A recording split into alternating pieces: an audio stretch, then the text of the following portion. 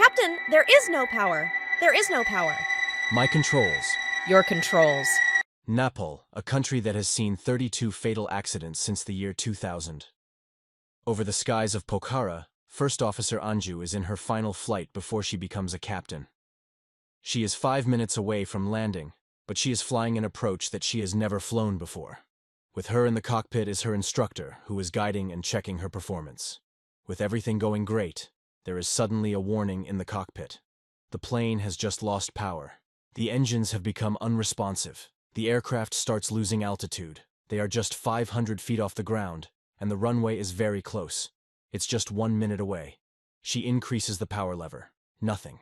Pushes it to the max. Nothing. The senior pilot immediately takes over control. The plane keeps dropping. They can see the runway. But at that time, the plane starts banking to the left. Will the 72 people on both this plane land safely?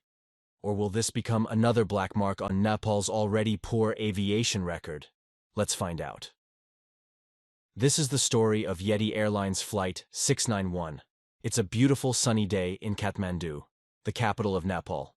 And this is an exciting day for First Officer Anju Kadiwada. Because by the end of the day, she would become Captain Kadiwada. Please see the correction in the pinned comment. And that would be a dream come true. She is a nurse by education.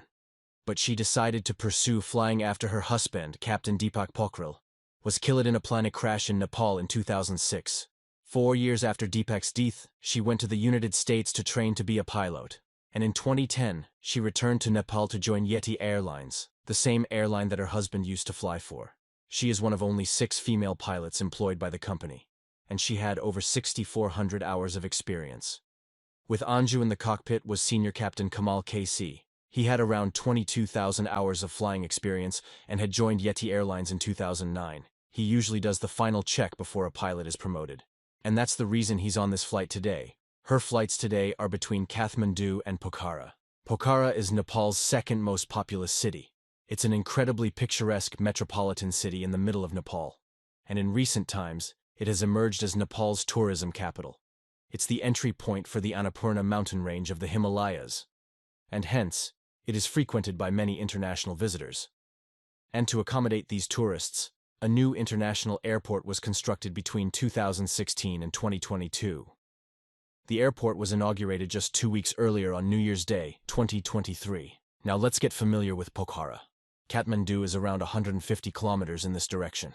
The new airport was constructed just 3 kilometers to the east of an existing airport. The two ends of the runway are runways 12 and runways 30.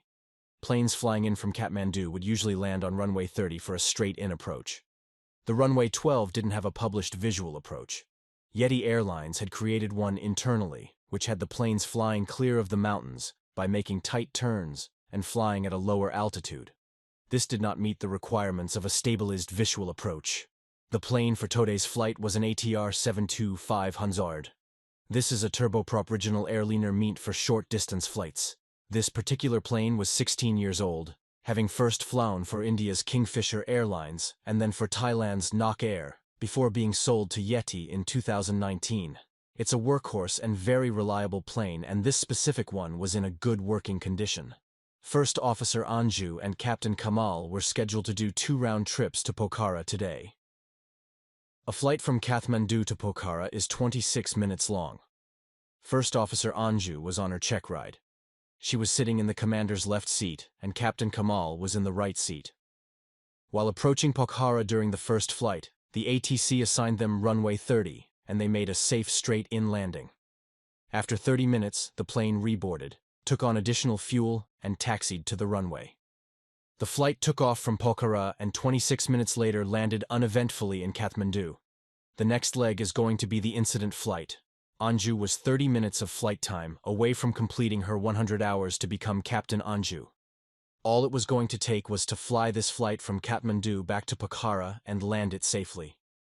In the cabin, flight attendant Ocean Magar is preparing the cabin for the flight. She is also a popular Nepalese TikToker, and she filmed and uploaded a fun little video for her fans. The passengers began boarding the plane, and amongst the 72 passengers are a group of 4 Indian tourists, who were live streaming their flight on Facebook. In the cockpit, The two pilots are preparing for the flight. Now let's take a quick look at the center console here. It's going to play a part in the incident today. Here on the left is a lever that controls the speed brake, emergency brake, and the parking brake. Next to it are the power levers. And all the way here to the right is a flap switch. It's shaped like a little wing. And between the power lever and the flaps lever is what's called a condition lever. And to learn what it does, let's step outside the plane. The ATR is a turboprop airplane. It uses these big fans here to produce thrust. And to understand how this works, let's start here from the wing. Now in our previous video, I'd illustrated how a wing works. But just to recap, the top of the wing is curved.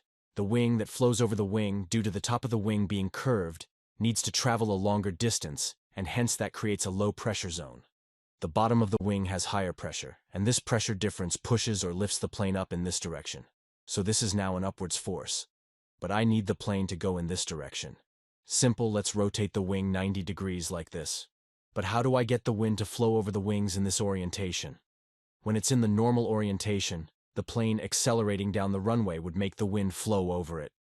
But that's not going to help here. Here's the front view of that wing. Maybe I could spin the wing like this, and that would create the same effect of the wind flowing over it.